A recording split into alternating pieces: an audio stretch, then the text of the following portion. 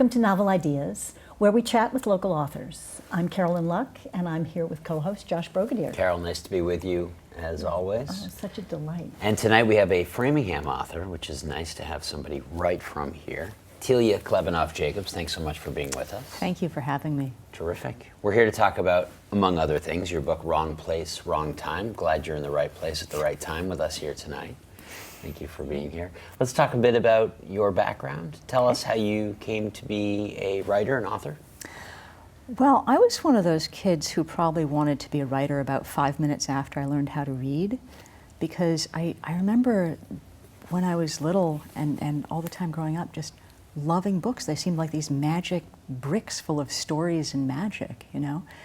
And I really was one of those kids who would delve into a book and I would see what the book was describing and could practically taste the food that people were eating and that sort of thing.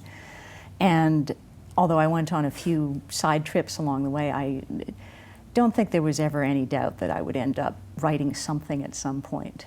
I recently reconnected with a college friend after a hiatus of over 25 years, and he had read Wrong Place, Wrong Time, and he said to me, "Tilia's written a book."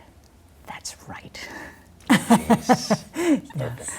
What were your favorite things to read when you were a kid? Well, the first book I remember reading on my own was Little Bear's Friend by Maurice Sendak, I think. And just a very sweet, slow story about the friendship between Little Bear and a girl named Emily and her doll and so forth. Books that I really loved as a kid, the Half Magic series by Edward Eager, Half Magic, Magic by the Lake, The Time Garden, about kids who find magic items and have adventures and that sort of thing. And various YA things growing up. I love Madeleine L'Engle. She's most famous for A Wrinkle in Time, but she's done various other series too, and actually had a really wonderful memoir series. Writes for adults and kids and young children. J.K. Rowling, big influence. If she published her shopping list, I would buy it. It would have space on my bookshelf. And I don't know if you've read any of her crime fiction, but she's most famous for the Harry Potter series, of course. But under a different name, she writes a crime series about a detective in England. And I tell you, I don't think you would ever guess it was the same author. Very, very different feel, very gritty, very adult, very tightly plotted, and just really solid. And I actually didn't set out to be a crime writer, but I had, for Wrong Place, Wrong Time, I stumbled onto this story and it just wouldn't let go of me until I put it down on paper. Nice. We'll talk a little bit more about the specifics of it in a bit. It's neither sweet nor slow, as you described your first, foray.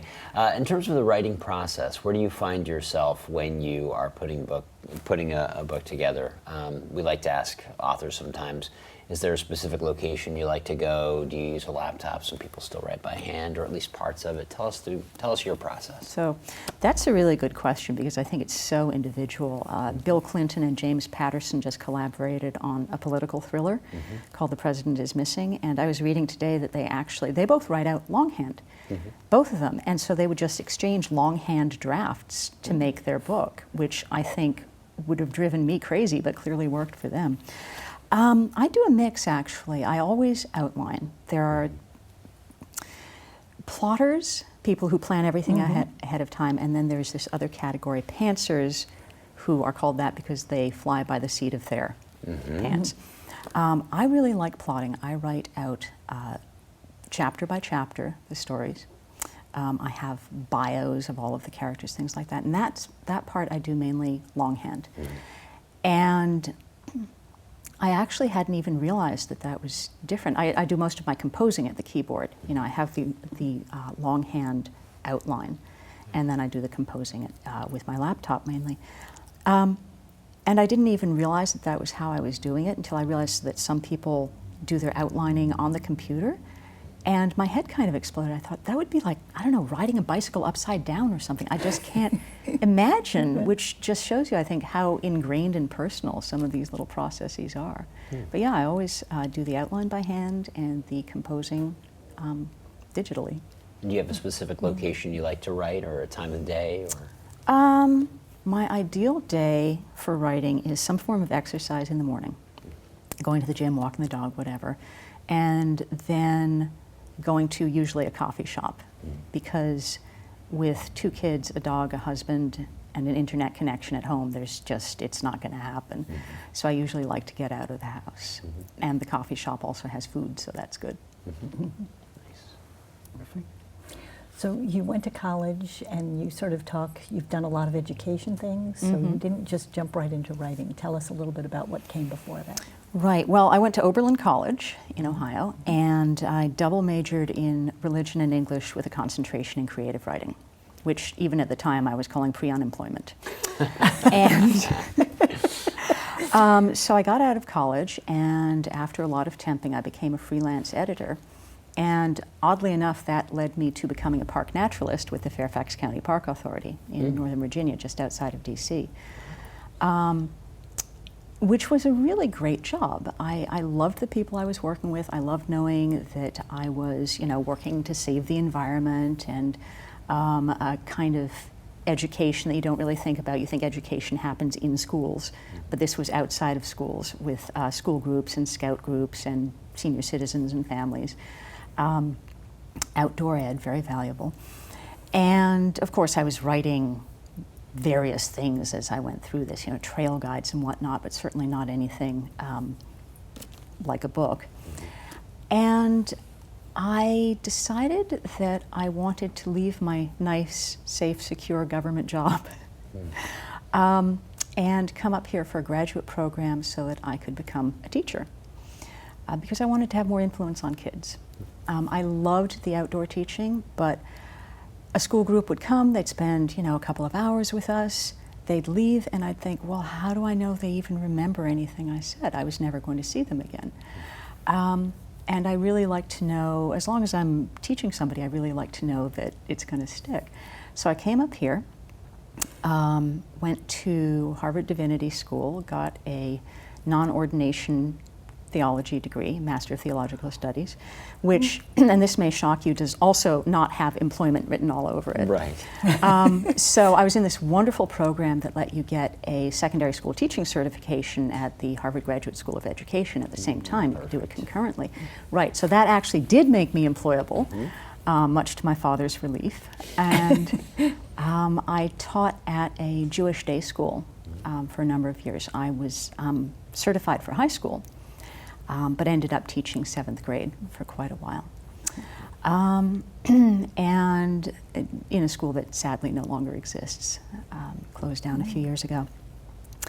So that was enormously rewarding, but I noticed that I was teaching all the time and not ever reading or writing. I mean, I was reading, but not for fun, because teaching is really all-consuming, at least it is for me. And then my husband proposed. He wasn't my husband at the time, that would have been odd.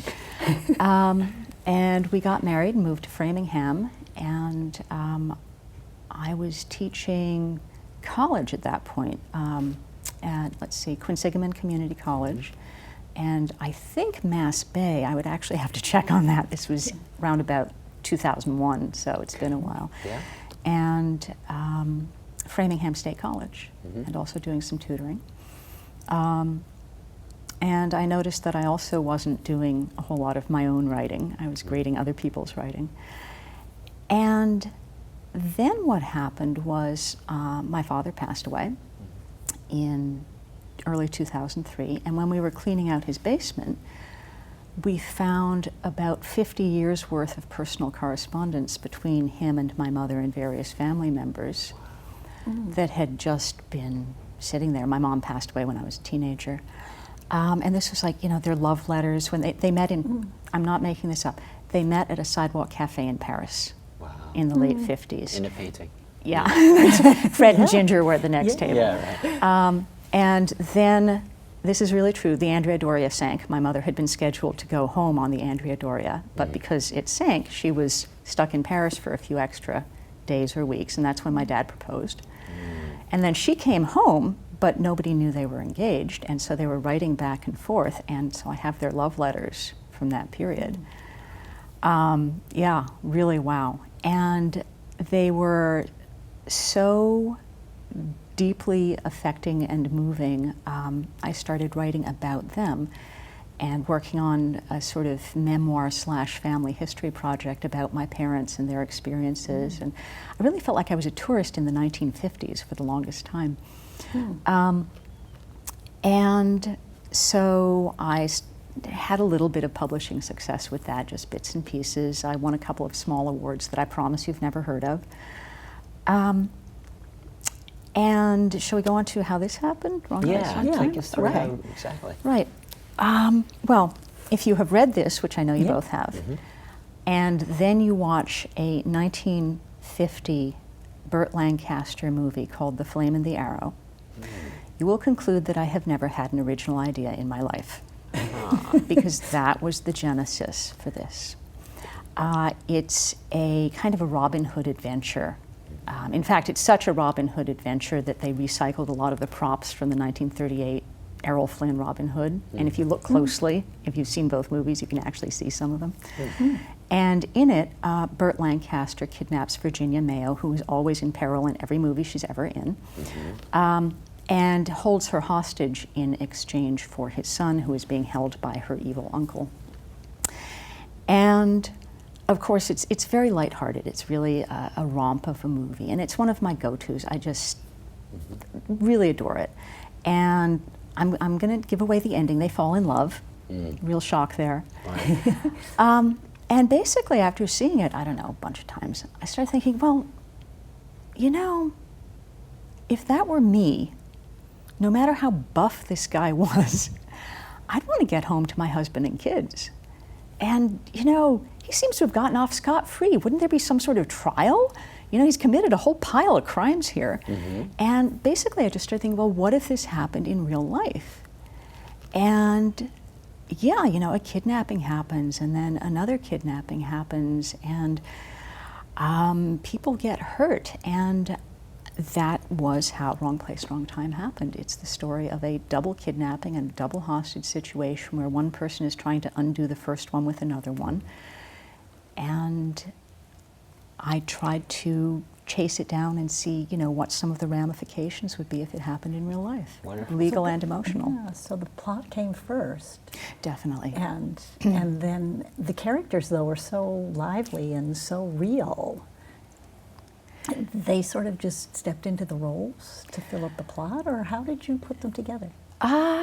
Well, I always write biographies for my characters, you know, what year they were born and what that means, like how old they were when Star Wars came out. And, full backstory. The whole backstory. And I find when I'm teaching writing classes, I always tell my students, imagine you're having a phone conversation or a face-to-face conversation with your best friend, and something exciting has just happened to you, and you're telling them all about it. You pretty much know what they're going to say to you, right? Because you know this person really well.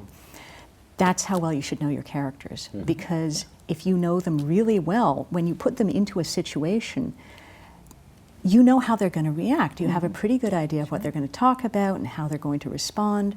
You know, will they stand by you and fight the good fight, or are they going to run out the door and leave you holding the bag? You know, you need to know these things. And I know there are writers who just plunge in without any outline, without any backstory, and I am not one to argue with success. If it works for them, great. It would not work for me. I like knowing who I'm dealing with first. But you know, you're absolutely right. For me, plot comes first. Yeah.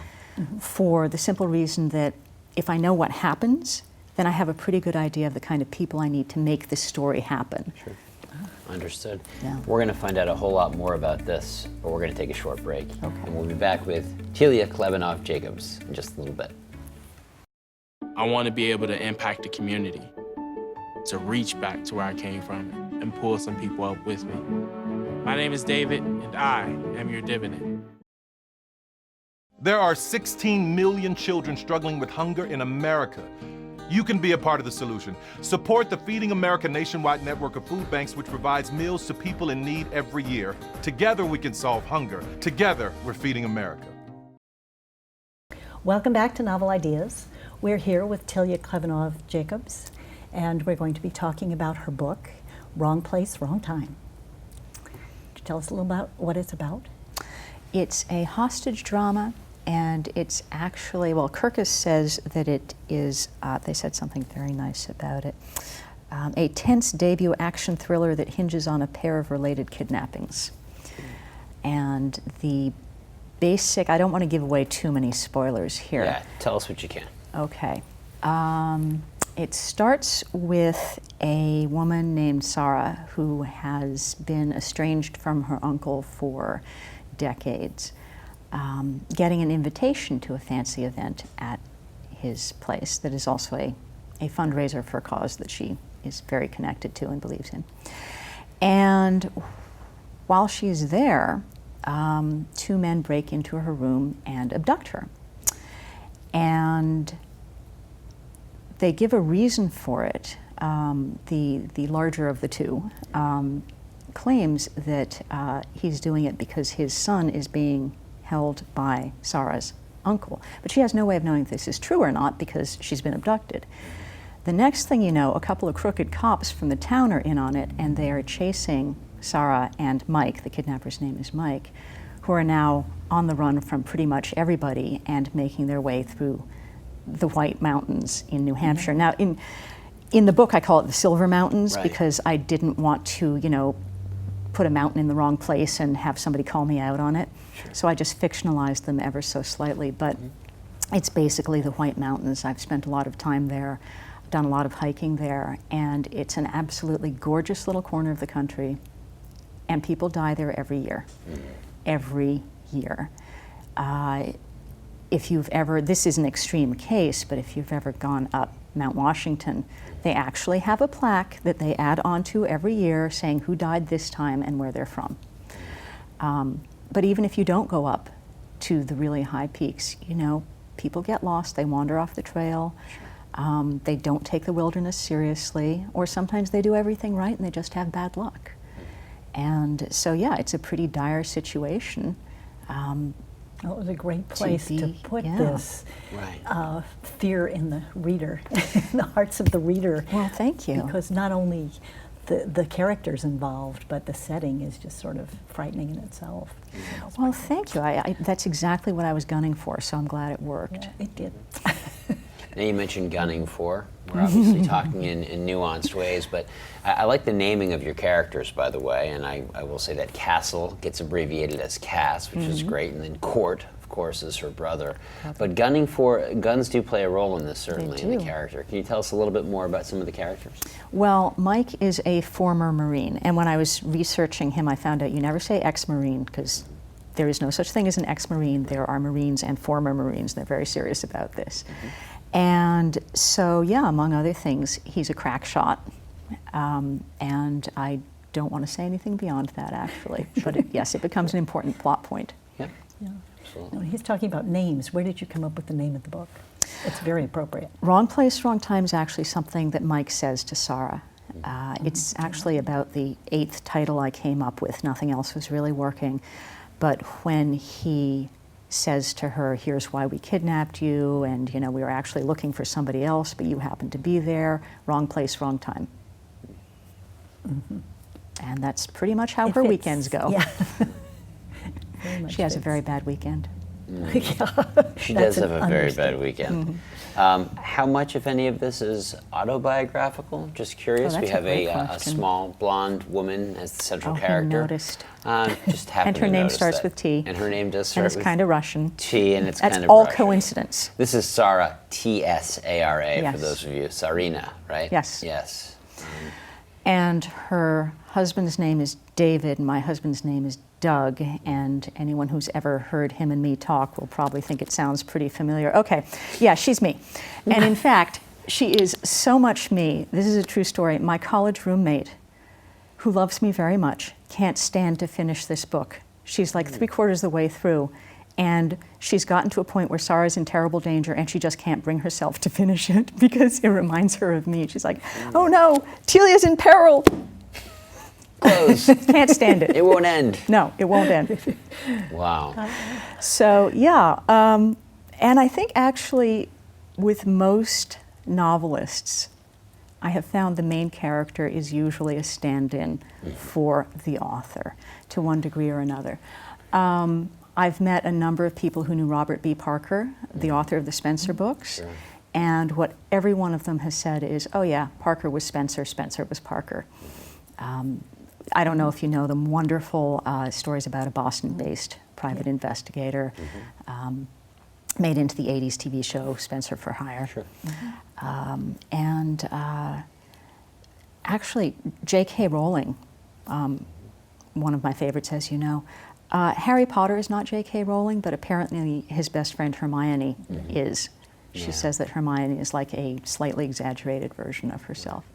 And it's a great way to start with your main character because you don't have to wonder what they do or say. Right. You pretty much know.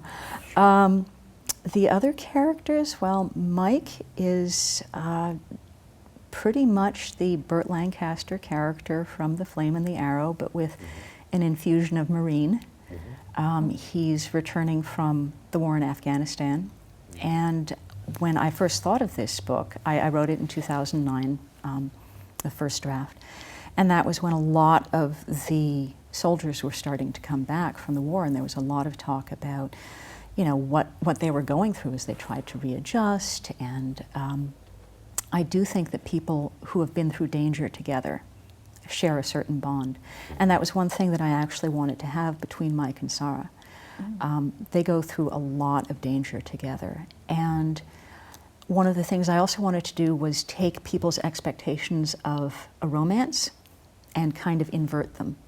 Because in a lot of romances, it starts out with a woman getting kidnapped.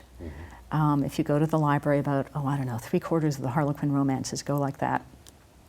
And, you know, there's a kidnapping, and then they fall in love, and they have mad, passionate sex. And again, you know, part of my thinking was, well, you know, if that happened to me, I'd want to get home to my husband.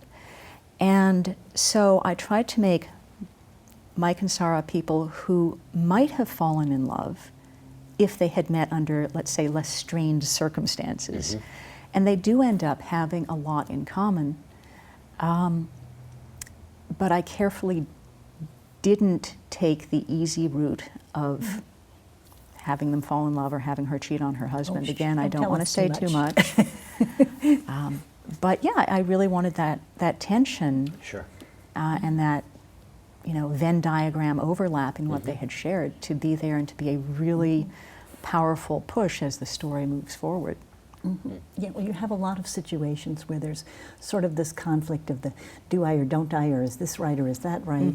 And there's sort of a little moral dilemma that unfolds in the same kind of tension. So maybe you'd like to read for us a little bit at the beginning. I will just say also that in terms of Mike, I decided at the very beginning that I was going to make him a good guy, but not always a nice guy. And That's an important distinction. Yeah. I agree with that, yeah. well, it's part of the problem Sarah It has. felt that way. Yeah, because she doesn't know whether to trust him. Right. So I'm actually going to start on page 1. So, she almost hadn't gone that weekend. The invitation had come as a complete surprise, a heavy cream-colored envelope looking much too classy to be rubbing shoulders with the bills and Netflix movie that crowded the mailbox. Sarah opened it outside. When she took it gently upside down, a rectangle of thick paper slid out with cloud-colored tissue protecting it on either side. The cursive letters were raised, and the ink was a cross between gold and platinum that caught the light and wore it like jewelry. Mr. and Mrs. Castle Thornlock request the pleasure of your company at a fundraiser for the Red Dress Brigade, the first Friday in October, Chateau Thornlock, Libertyville, New Hampshire. Below that were the time and date. A second piece of paper in the envelope had directions, as well as a slightly different address for anyone using a GPS. It noted that the fete was black tie, and ladies were encouraged to wear red. On the invitation itself, in a familiar slanting hand, was written, "Sarah, I do hope you can come. It has been far too long, and I am trying to atone. Much love, Uncle Cass." Like she even needed a signature. An invitation like that could only have come from Cass. "You should totally go," said David. He was sitting at the dining room table, paying bills on his laptop. "Why?" "Because, my God, if this invitation is anything to go by, this party is going to be epic." "Of course it'll be epic. It'll be a Castle Thornlock extravaganza." "No, I mean really epic," said David. The history teacher in him took over, and he set down the invitation. I mean, this will put the funeral of Patroclus to shame. David, poets will write about it. It'll become part of the fabric of the culture. David, peasants will chant about it around their fires at night. David! Unless, of course, you have some reason for not wanting to go, he said, showing how sensitive he could be. Gee, what could that possibly be? David looked at her, thinking how green his wife's eyes were, and how sad they got when the subject of her uncle came up. The half-life of a grudge, he suggested, but his voice was softer. I would have called it the statute of limitations on avuncular bullshit, but I won't fight you for it. David closed his computer. You always said he was nice to you and Court. He was, always, and our mom. He picked up the invitation again. Dang, this thing is actually engraved. He flipped it over and showed her the dents on the back where the plate had punched the letters in.